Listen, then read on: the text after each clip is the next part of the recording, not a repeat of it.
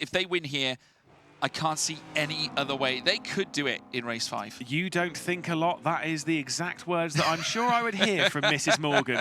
Either way, they'll head out into the tri-oval, of course. Jeff Rietveld, Kevin Siggy in control with the requirement of 16 points to book their place into finalist mode. They've got Williams alongside each other on row 2. They've got Moritz Lerner and Yuri Toman behind that on row 3 as they race down into the first corner. Redline with Rietveld will take the lead. He won the first ever race in ESL R1 competition. He leads here. Big curve being taken by Kevin Siggy, but he's still able to wrestle the car down and hang on to third. Yeah, Kevin Siggy did a great job. The rear stepped out ever so slightly coming through the first sector, and Dennis Schrödinger, by extension, also managing to get into second place. Further back, Daniel Pajtor at risk as Yuri Toman is now coming into the fight now and is now forming himself in 4th place. So Pajtor losing out a couple of places here. It's not ideal. He's got Mitchell de Jong now on his tail, but Toman, a very good start indeed. Kevin Siggy having a bit of a grim start, but Dennis Schrödinger alert and now trying to charge on Jeffrey Rietveld, and surely he'll just hop on in behind, but I can see Kevin Siggy being a thorn in his side. Yeah, certainly so. I mean, look, Dennis Schrödinger could potentially take a victory here, which would be pretty cool for him and for the team, of course, in Williams, and of course it would be his first ever victory. We've had 2 brand new winners that were bringing their way into the ESL R1 competition that happened yesterday. Dennis Schrödinger could become the 37th victor, of course, in ESL R1 competition as he gets under the brakes and chucks it through the bus stop chicane. Of course, has been renamed to the Le Mans chicane in kind of the joint partnership between the ACO, of course, that run the World Endurance Championship, and of course IMSA as well, to kind of have that little bit of a joint venture. Of course, they head into the hypercar. That's nothing to do with any of this, though. That's complete rubbish that I'm talking. As Dennis Schrödinger's closing in down into T1. Yeah, he certainly is. He's now within 2 tenths. He's within 1.5, but instead deciding to stay behind Jeffrey Rietveld. Doesn't need to make the move just yet. I think, again, we've seen this before. Obviously, Williams were a victim of this not too long ago. It was Darren McCormack who led the majority of the way at Daytona until he was pinched by Team Redline. This is Williams' chance to get retribution against Redline. Yeah, of course. The thing is, though, is that I can see the same fate happening to Dennis Schrödinger as to what we saw with Darren McCormack. Obviously, where he was leading and then he got freight trained by both the Redline drivers, which was pretty hard to watch, but you know, sometimes that's just how it goes. It's happened a few times so far this week to Darren McCormack. Of course, Dennis Schrödinger, though, I think he's trying to play a calm game here. I think he was waiting to see if there was going to be a battle between Kevin Siggy and Yuri Toman, which actually didn't really happen down into turn 1. Realistically speaking, Schrödinger could do with the assistance of Daniel Pajtor as well, who is running in 5th, so it is a good solid result for Williams at the moment, but he could do with his teammate just working his way a little bit further forward. Yeah, I mean, Pajtor did lose a couple of places at the start, which wasn't ideal at all. Of course, Yuri Toman managed to pinch him for that 4th place as well in the process of Vitality scoring yet a bumper load of more points. They could do with Marcel Chinchik trying to claw his way through the field. He's 4 tenths away from Dane Warren as it stands. Porsche Coanda currently sat 7th and 8th. Once again, Dennis Schrödinger in the wheel tracks of Jeffrey Rietveld as they come through the bus stop chicane once more, this time on lap 2 of 9.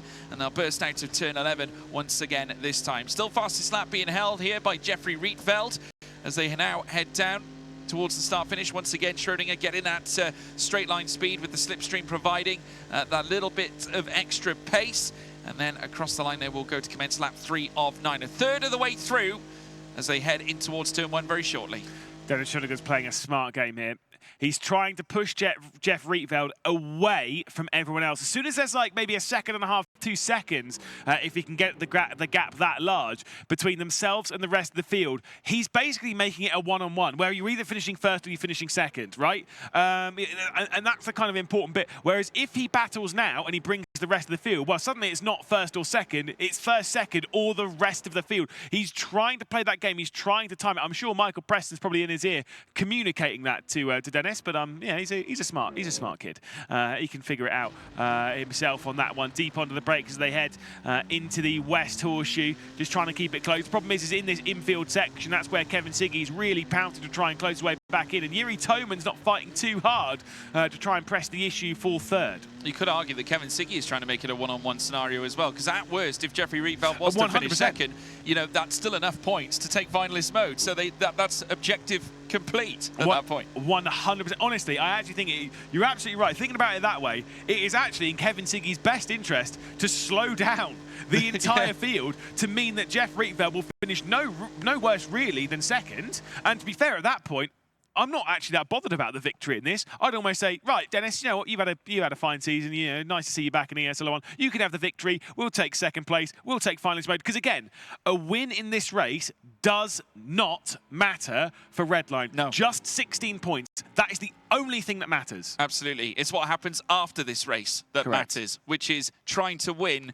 a race in order to clinch the title. So now Schrödinger waiting in the wings. Obviously, he has his own games to play. His teammate Daniel Pashtor has just taken the fastest lap in 5th as well. Moritz Lerner just a little bit behind. Siggy's just stolen that. In fact, it's flitting around. It's now Moritz Lerner who has taken it. So there we go. Mouse do put it in their pocket. There's Kevin Siggy, though. He has come back in a little bit towards Dennis Schrödinger, but that gap is still out by 0.5.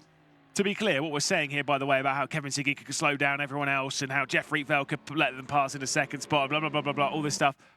Team Redline aren't doing that. No.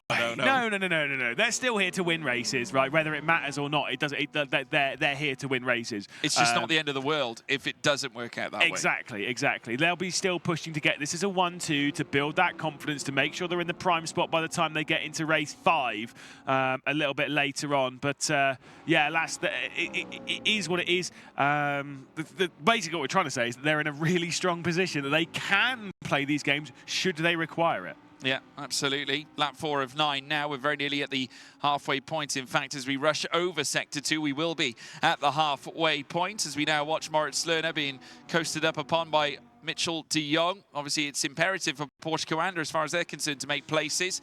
And despite after that first qualifying session that we had, them having that 1-2 ripped away. Obviously, eventually we would see the correct qualifying times coming through in our second session. They're still working hard to chip away and at least give it a good account to at least end the season on somewhat of a high. As we now take a look at Moritz Lerner on our screen, still chasing after Daniel Pashtor, and it looks like Pashtor is going to get a nice run here as well on Yuri Toman, so it could yet start the battles here. This time it looks like Lerner very smartly using the slipstream of Pashtor to move up ahead, does have a look up the inside to potentially take a double place, but opting to remain in behind instead. I think that was more him just trying to drop down to the double yellow, but now he needs to have Daniel Pashtor do a very solid lap time, because Siggy has indeed rejoined this fight for the podium, so there could be some Redline double teaming here on poor Dennis Schrödinger, sat in the middle, just trying to hang on to second position to try and maybe go for a victory here. You have to wait and see. Pashtor's not too far off the back of Kevin Siggy, so it could be Team Redline versus Williams in all this, as we can stare at Kevin Siggy now deep onto the brakes. I will say there's a few drivers, by the way, doing the double. I say double, the quad, really. They're staying in the rigs for the next couple of races. Jeff Rietveld, Dennis Schrödinger, those two are those. Marcel Chinchik is also on that list. But yeah, we get to see Rizlas Rietveld for another race. No surprises to see Chinchik back, because of course we do have Monza coming up at some point, and of course that is a track that he is absolutely sensational at. We've seen some brilliant Chinchik performances around the Temple of Speed as we now watch them make their way around on lap 5 of 9. Very soon they will cross the line to begin lap 6, but first and foremost the bus stop chicane comes up first. Now these three have coasted onwards, 1.4 between Pashtor and the top end, but crucially Pashtor 1 second away from Kevin Siggy, so this is allowing the front three to get away, and Schrödinger very much outnumbered here. Can't believe you call it the bus stop chicane, but you still call it Alboreto at Monza. It's absolutely crazy. It is Alboreto at Monza. Yeah, it is Alboreto at Monza, but it is the Le Mans chicane as well. Your double standards are extreme here. Absolutely unreal. It does become a Redline 1-2 then, as Rietveld allows Siggy to pass, and Siggy is going to sweep his way straight through into the race lead as well as we head down into the first corner. Use that momentum to come straight through when it's the number 11 that hits the front ahead of Jeff Rietveld and Dennis Schrödinger. I don't know if Daniel Pashtor is going to be able to close down, especially not with the relentless pace that Redline are going to put in for the next 4 laps as they look to book their place in finalist mode. Yeah, absolutely right. Siggy now elevating himself to the front, obviously making 2 overtakes in the space of 1 straightened corner, and Jeffrey Rietveld sat in second place. Redline 1 and 2, not the first time we've seen that here at Daytona, with Williams locked in third. They've also got Pashtor in fourth, who's working hard to try and bring that that gap down, but if anything, it is still outwards, and they need to work hard to try and close it. Dennis Schrödinger will be willing his teammates along to try and come in to join the fight. Of course, whilst Redline are sat in the optimal places, first and second right now, there's no stopping Schrödinger on that final lap to use that slipstream, heading through turns 12 and 13 to then cross the line to potentially make a crucial overtake. Here now is Moritz Lerner on the tail here of Daniel Pajtor once more, this time opting to remain behind, but that might become a different circumstance when entering turn 1. Yeah, indeed, exactly. It's more about being patient right now. I think Moritz Lerner, to be fair, if he wants to eye up victory here, it's more about working with Daniel Pajtor now and pushing the Williams onto the rear end of his Williams teammates, and maybe then going on the attack of Team Redline, who are destined to enter finalist mode now. It's just, I don't think anyone can stop them. It's Redline, Williams, then Mouse, working with the Williams. And to be fair, Yuri Toman's probably sat on the rear end of this, dragging the 2 Porsche Commanders along, thinking, maybe we're not out of it yet, to be honest. No, they might not be. I mean, a lot can change in the matter of laps. I mean, you could argue as Mitchell de Jong jumps ahead of Yuri Toman, in fact, they're going to go wheel to wheel, and Dane Warren also following Mitchell de Jong through as well. So that's 2 Porsche Commanders jumping ahead of a Team Vitality. Toman still trying to battle back, as we can see on our timing screen. Obviously, we haven't got that feed right in front of us. There it is now, folks, and still Toman on the attack, as we can see them now. Once again, coming out of the hairpin section, and it is going to be Mitchell de Jong at the very least going through to 6th place. Toman managing barely to keep Dane Warren behind. Yeah, indeed, as they'll head into the West Horseshoe. By the way, I will say, because I know we'd like to keep you updated with what's happening from race control. No notes in the race for race control at the moment, at least penalties that they've dished out during the race. The only thing that has come out at present has been Guild have been fined €300. They've taken that out of George Morgan's money, actually. But no, it was something to do with stopping and qualifying and all that kind of such.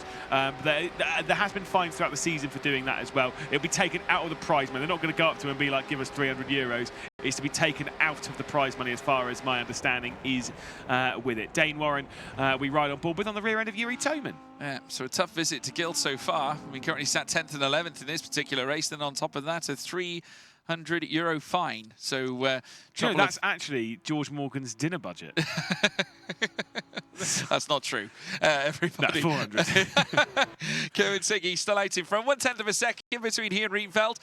I would say that Schrödinger, I think, is finding things a little tricky, but Pajtor has caught up with his teammates. So do Williams decide to now start slipstreaming? They're on the penultimate lap of the race. Work together now to try and attack Team Redline. This is Redline in the BMW versus Williams in the Mercs. It is going to be a big dogfight between the pair of them as they all wrestle for victory again. For Dennis Schrödinger and for Daniel Pajtor, it would be a first victory. Of course, Siggy and Rietveld have plenty apiece between the pair of them. I just want to double check that as well, because I think does Daniel Pajtor have a victory? No, it's fine. It's for the pair of them. God, my stat. It's just such a mess of numbers now. Maybe Ewan's right. He probably is. No, he's not. Penultimate lap of the race, and still it's Kevin Siggy out in front by just under 3/10.